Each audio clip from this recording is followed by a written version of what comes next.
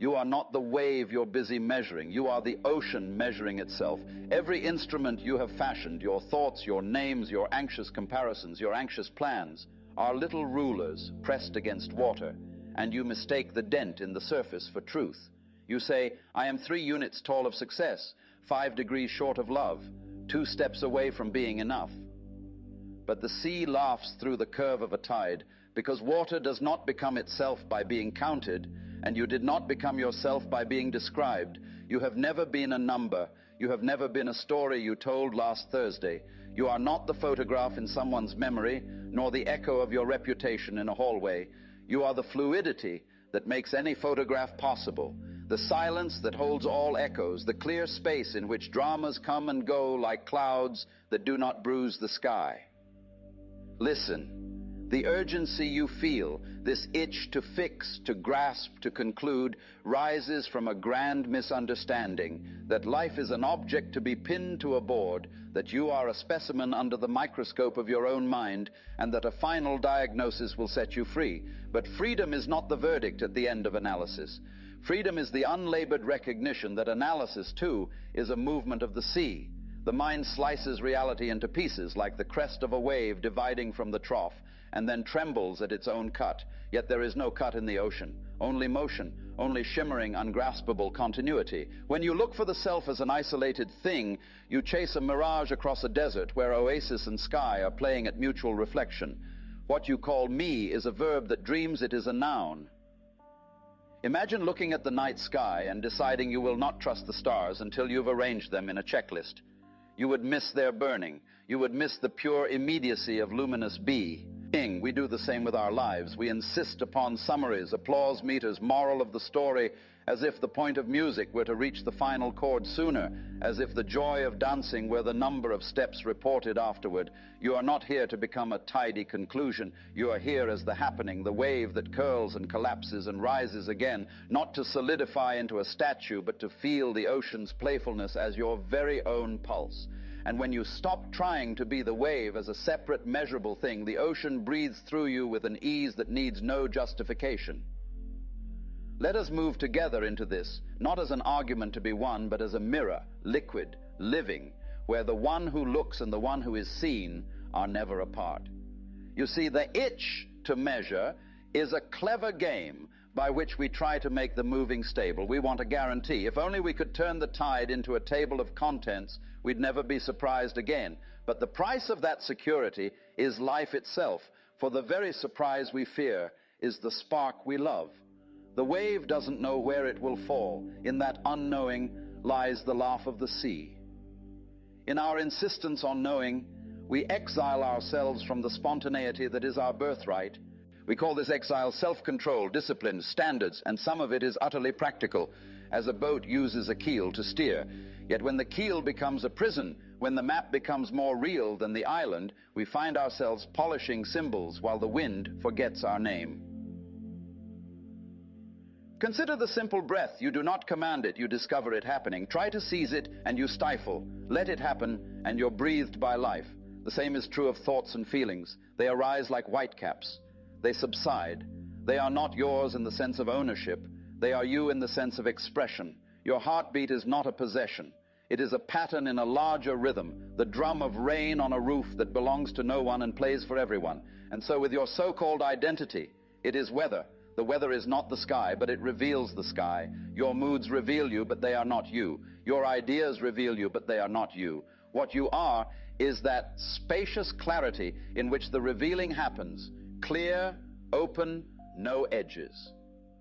When you stand at the shore and see a curl of water, you can trace its contour and call it a thing.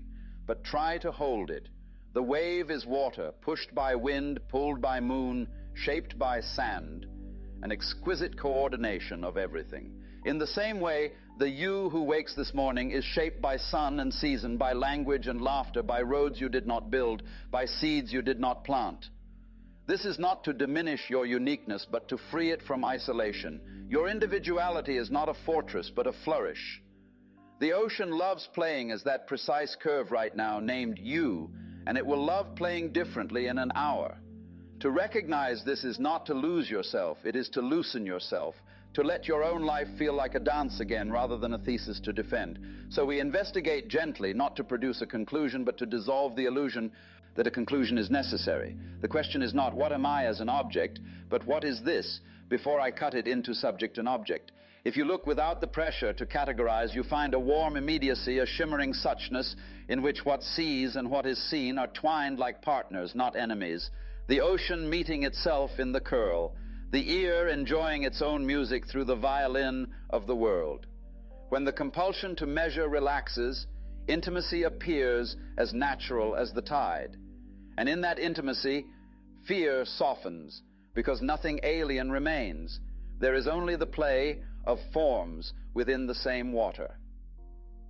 Let me tell you a small story, one the sea told me. There was once a wave that longed to be perfect, and so it hired 1,000 clever instruments, calipers of comparison, thermometers of doubt, barometers of approval. It charted every rise and fall, kept ledgers of foam, plotted trajectories of popularity against the coastline of time. The wave became quite famous among the other waves for its magnificent charts. Yet in its zeal, it forgot to feel the sun on its back. It forgot the gull's shadow that briefly crowned it with a moving crown. It forgot the taste of the wind.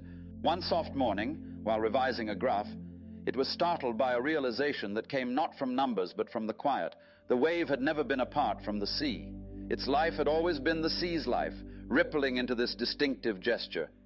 At that moment, the instrument slipped from its imagination, and the wave did what waves do best. It shone, it curled, it gave itself away to the shore, and returned as laughter. Now, we can smile at that tale, but it is our story, is it not? We are skilled at crafting indexes of worth. We measure our value by achievement, by attention, by how closely our days hew to a plan conceived by yesterday's fears. We believe the act of evaluation is neutral, even noble. But evaluation is never innocent. It smuggles in a metaphysics. To evaluate, we must assume there is a separate evaluator standing outside of life, clipboard in hand, judging life's performance. That is a charming myth, but only a myth. You do not stand outside of life. You are its inside, as your eyes are the inside of light and your ears are the inside of sound. You cannot get behind your own eyes to look at yourself as an object among objects. You are the field in which objects appear. This is why the fixation on self-image makes us feel so oddly ghost-like. We become an actor trying to watch himself act while acting. The result is stilted, anxious, unnatural. Spontaneity evaporates, replaced by self-conscious choreography.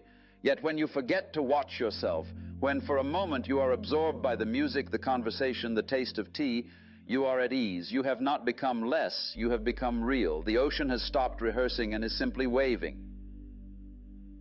There is a delicate paradox here. To say stop measuring easily becomes a new measurement, one more standard to fail at. But the point is not to enforce a fresh rule. It is to see the place from which rules arise. If you notice the itch to compare, let the noticing be simple. Do not make a project of it. Measurement is a wave too. Let it rise, let it fall. If you stiffen to forbid it, you are still measuring, now against your ideal of non-measuring. Instead, feel how the whole thing moves within a larger kindness that does not need improvement to be itself. The ocean does not scold its waves. Think of a bell. Strike it, and the sound blooms, swells, fades. The note does not argue with the silence from which it comes and to which it returns. Your thoughts are bells in the cathedral of awareness. They ring, they fade. The insistence that any single note define the bell forever is absurd. Yet we choose one clang, a mistake, a triumph, and we say, that's me. What a small prison to house a boundless instrument. You will still remember your notes, of course, but you need not live inside them. You can let the bell ring again, newly, brightly, because that is what bells do. That is what you do. Let us look closer at this identity that seems so solid. Trace it to its roots, and you find sensations, images, words. I am this, says a word, and we bow. But watch the word itself, a movement of sound or ink, vanishing as it appears. You cannot be a vanishing pattern. The deeper you look, the more fluidity you find. It is like gazing at a rainbow and deciding which drop of water makes it what it is. The rainbow is not any single drop. It is the relation the dance of sunlight and rain, the viewer's angle, the moment's hush. Likewise, yourself is relational, not isolated, dynamic, not fixed. It is the living event of reality showing up as you, here, now. And here lies a gentle liberation. If you are the event and not a thing, then you are free to change without betrayal. A wave that alters shape has not denied its essence. It has expressed it more fully. So when life pulls you toward a new work, a new love, a new silence, you need not consult the archives to ensure continuity with a story already told. The continuity is deeper than story. It is the ocean's continuity, which never repeats itself and is always completely itself. When you understand this in your bones, not as a clever idea, but as the way you actually feel your life, gratitude surfaces without command. For what else can one do, seeing that the same water that wrinkles into worry now resolves into laughter, that the breath you feared would abandon you has been arriving all along like a faithful tide? You realize that even your resistance was part of the choreography, the sea practicing the art of pretending to be stuck, the better to relish the release. We may ask then, quietly, not as a problem, what happens to ambition, to responsibility, to the ordinary business of living? They do not disappear, they become play. The game continues, but with the lightness of someone who knows it is a game. You can commit fully without clutching. You can build without believing your house must survive every storm to justify having lived. In fact, things built in play often last longer because they harmonize with the wind. Rigid structures crack, supple ones sing. Now we pivot from vision to practice, not as a ladder to climb, but as ways of remembering what you already are. For remembering here is not recollection of a fact. It is remembering, rejoining the parts you imagined were split. Begin with your senses. Before thought arrives with its measuring tape, there is a direct, wordless shimmer, sound without name, color without category, the warmth of a cup in your palm. Once or twice a day, pause and taste this immediacy for a breath or two, not to accumulate virtue, but to feel how reality moves when you do not supervise it. You will notice that life does not require your constant commentary to function superbly. Birds fly without captions, the chest rises without permission, relief enters like cool shade. Second, learn the wisdom of soft focus. Our attention often narrows until it bites, like a clenched fist around a rope that burns the skin. When you catch yourself tightening around a problem, let the attention widen by a few degrees. Imagine you are hearing the whole room, seeing the periphery, feeling the space behind your heart. This simple widening dissolves the illusion that you are a besieged point under attack by circumstances. You rediscover yourself as the field in which circumstances dance. Problems remain, but panic ebbs. Solutions appear where contraction had blinded you. Third, play with identity as you would try on hats. In a conversation, sense how easily you can relax the mask that feels compelled to impress. In a task, notice how the role of competent professional is useful but not ultimate. Let it slip off when you cross your threshold at evening. Allow the self to be seasonal. In this way, you honor responsibilities while refusing to be reduced by them. A wave is not less a wave for changing shape. It is more itself for doing so. Fourth, cultivate honest idleness. Not laziness born of despair, but the contemplative idleness of the garden bench. Sit sometimes with no aim and let the world be enough. Your culture may scold you for this, but the ocean does not. In idleness, the mind's measuring compulsion loses fuel, and another kind of knowing, intimate, nonverbal, has room to bloom. Many of your most sane decisions will arise from that blooming, not from feverish calculation. Fifth, practice the art of non-improvement. Choose one small habit, perhaps how you drink water, and do it without the intention to optimize. Simply be with the sensation. In doing so, you discover a radical truth. Being is already complete. Action flows more intelligently when it is not a desperate bid for self-worth. You become like a craftsman who loves the feel of the wood and lets mastery be a byproduct of attention rather than a trophy of anxiety. In relationships, this understanding transforms the subtle warfare of evaluation into an intimacy of presence. Instead of measuring your partner against an ideal, a composite sketch drawn from magazines, memories, and fear, you meet the living person. You discover that love is not a transaction between two fortified identities, but the recognition that both are movements of the same water discovering itself in dialogue. This does not make boundaries irrelevant. It makes them humane. You can say no with the same clarity you say yes, because neither is a verdict on your value. Both are waves expressing the ocean honestly. Work, too, becomes saner. When you remember that you are not an isolated unit competing for oxygen, collaboration arrives naturally. The arrogance that everything depends upon you subsides, as does the despair that nothing you do matters. You take your place. As a violin in the orchestra, neither the whole nor the spare part, but an indispensable voice in a music that is larger than any single line, you'll notice that creativity blossoms in this climate. New ideas rise like fish breaking the surface when the water is undisturbed. What, though, of suffering, loss, illness, grief? The realization that you are not merely the measured wave does not anesthetize pain, nor should it. It softens the edges by granting context. Pain is intense weather. It passes more cleanly when not misinterpreted as a cosmic indictment. Even in grief, one can sense a vast tenderness that holds the ache, the way the sea contains the storm without becoming the storm. Sometimes that tenderness is the simple act of breathing with another human being. Sometimes it is a eucalyptus tree with its camphor scent, saying nothing and saying enough.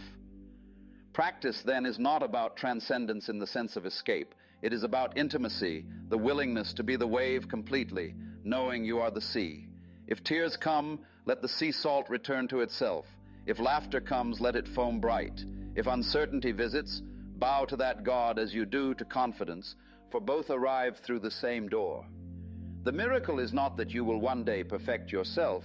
The miracle is that you are now reality happening as you, sufficiently mysterious, irreducibly dear. Let us circle deeper, where language thins and clarity thickens. The ego, that beloved accountant of existence, is not an enemy. It is a useful mask the ocean wears to whisper particular poems. Trouble begins when the mask forgets the face. To let go of ego is not to abolish a character. It is to relax the clenched fist that mistakes the glove for the hand. Then action becomes graceful. Ethics arise not from commandments, but from direct sensitivity. You do not need a rule to avoid placing your hand in fire once you feel the heat. Likewise, when you feel your life as the life of all, care is spontaneous. Compassion is not a strategy, it is the ocean's reflex. Growth in this light is the art of becoming lighter. We do not accumulate virtues like coins. We release confusions like mist. We do not climb toward a remote summit.